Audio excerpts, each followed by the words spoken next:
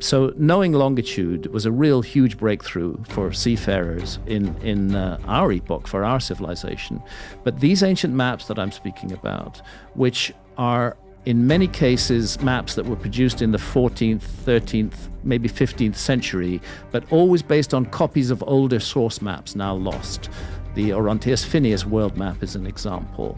The Piri Reis map is an example. And many of the maps that are called Portolanos, that map the Mediterranean Sea, are an example. They all contain extremely accurate relative longitudes, and they should not do so. Even if they were just made in the 14th century and not based on earlier source maps, they should have relative longitudes, but they do. So that's one reason why I'm pretty confident that the longitude problem was cracked much, much earlier, because some of these maps show the world as it looked during the last ice age. The Orontes Phineas map actually shows Antarctica as well, yet our civilization didn't discover Antarctica until 1820, and there it is on a map from the 1500s. Well, what you're seeing on that map from the mid-1500s is at the very tip of South America and at the very tip of South Africa, you're seeing Antarctica. That's Antarctica.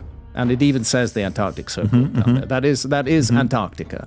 And that's a problem, because our civilization did not discover Antarctica until 1820. We had no idea. And there are other maps. Could you find the Pinkerton world map? That's how Antarctica is shown on a map. Non-existent. It isn't there. Right. And that's because it's an honest map. That's 1818. Yeah, 1818. And you said that's because it's an honest map? It's an honest map because at that time, navigators from our civilization hadn't found Antarctica. So they could only say, they couldn't map it because they hadn't seen it.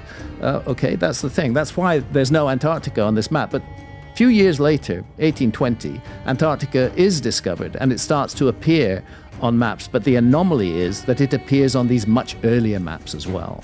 Maps based on copies of even older source maps. And that suggests to me that somebody was mapping the world long before us.